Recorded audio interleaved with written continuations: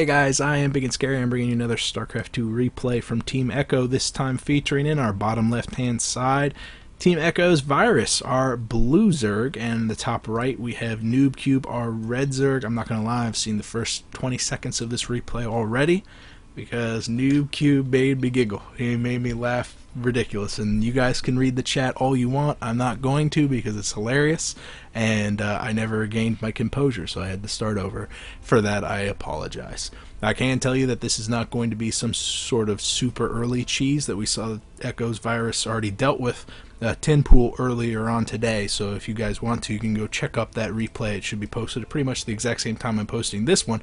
Very, very cool play. This is going to be showing you the more macro side of things, and so it's going to show you the other end of the spectrum whenever you're dealing with Zerg. It's not all constant aggression. Sometimes you make it to that mid game, that late game, and you have to choose your actual unit compositions besides Zerglings and Banelings. So it's going to be pretty cool.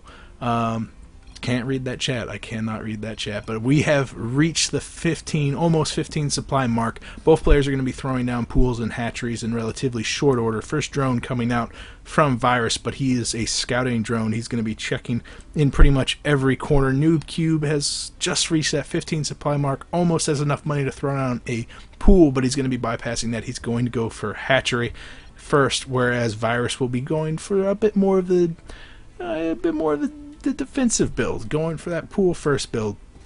Get those Zerglings out, make it so that you can protect your investment.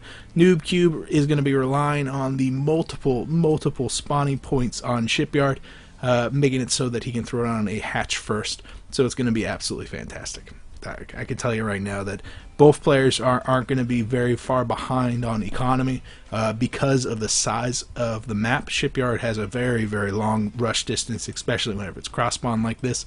No player is going to be able to be hyper aggressive with the other until speed's done, and by then you should be able to have your defenses up and running.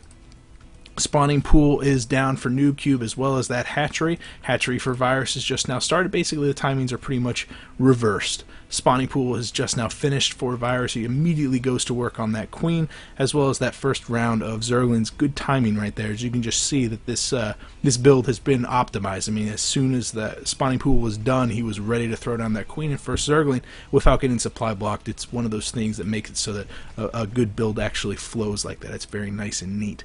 Spawning pool finishing for Noobcube, a little bit ahead of the hatchery, but the hatchery's not far behind at all. Going to be able to double up on the queen production, which also is pretty neat. That way you can make it so that your larva inject is pretty much neck and neck, so that you only have to go back to your home base and do, click V twice to actually get your larva injects rolling. One of the small things that you can do to make it so that your build once again flows nice and neat. First round of Zerglings sitting back at home from Virus. He knows what his opponent's up to. He's doing the exact same thing. They're macroing. They're macroing like a boss right now. Noobcube is ahead, 1 or 2 harvesters, but that's because he went hatchery first. 21/18, not the largest of differences, but this is a significant difference. The fact that he's gotten speed started first. 5 drones instead of 4, so he'll be working a little bit on that. And you know what? It might seem like I'm making a mountain out of a molehill. Oh, he's going up 1 drone now. But no, that's an absolutely huge benefit to you on the early game for Zerg, because it's so very, very back and forth. Do you have 1 extra Zergling so you can get that surround a little bit better? Do you have 1 extra queen so that she can be, throwing those darts?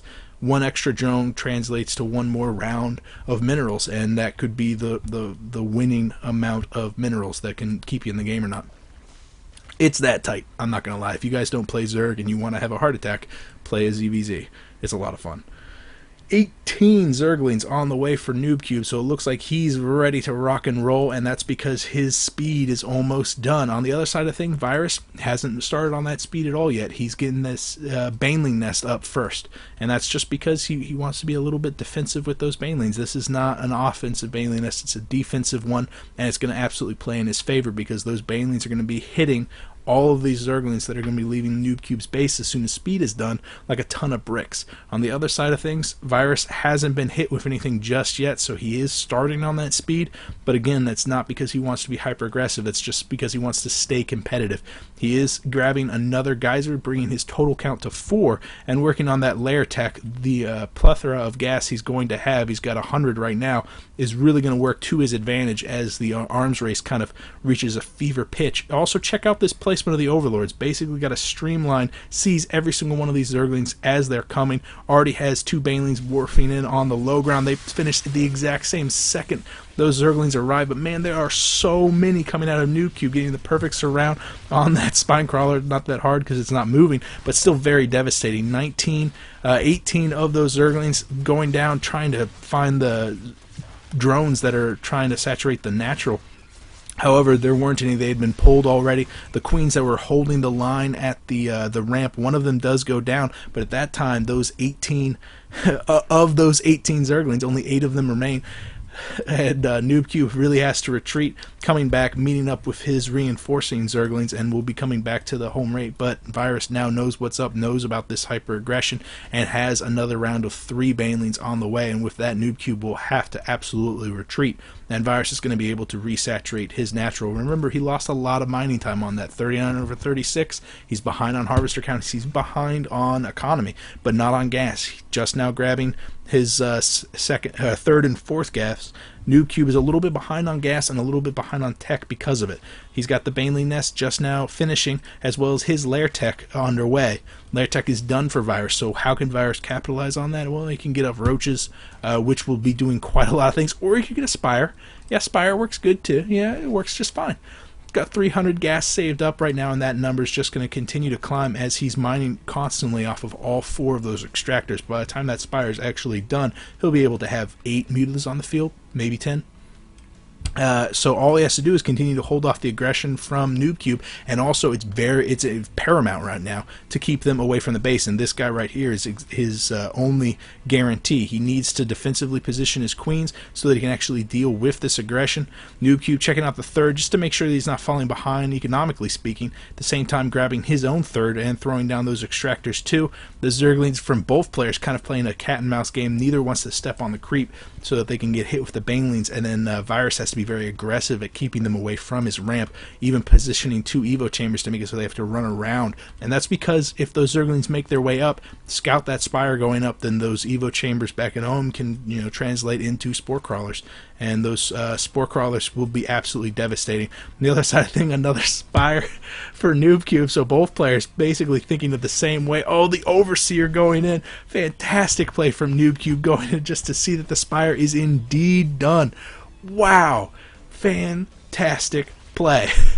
Virus, though, suicided in a bunch of his Zerglings, getting the surround on the hatchery, canceling that at the third, and then quickly retreating, not being able to burst up the front door, not being able to do too much damage to the actual economy. We can see that the workers' kill count's actually only 1-to-1. Fantastic Baneling hit. I don't know whose it was, but it was absolutely devastating one way or another. And it looks like these Zerglings are going to have to run all the way back home from Virus. Now that the gig is up, those Zerglings really don't have to remain back at home. The Mutalisks are out on the field right now. 10 Mutalisks for Virus.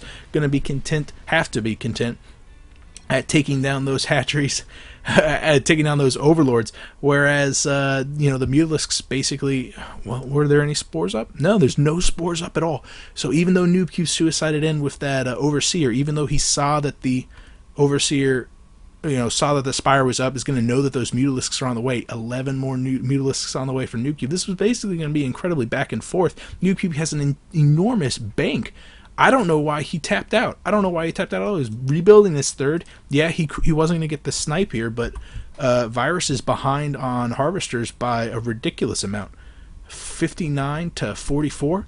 So he was going to take a pretty hefty hit from these Mutalisks, but if he had taken even a quarter of his bank and 1 or 2 of his drones and made them into spore crawlers, he wouldn't be taking that much damage. He gets supply blocked like a boss because all of his overlords are right here, but a couple of them are pretty far afield. I don't know. I do not know why Noobcube tapped out. I think he just got flustered whenever you saw those high-tech Mutalisks were already out on the field, that he got his third sniped, and he wasn't going to succeed in sniping the third from Virus, so he felt farther behind than he actually was. And that's because Virus was so aggressive with defending his ramp, so aggressive at denying the scouting. So yeah, I think this was just a mind game that Virus won from the very, very start, and Noobcube suffered from it. That's actually pretty neat. Studying psychology.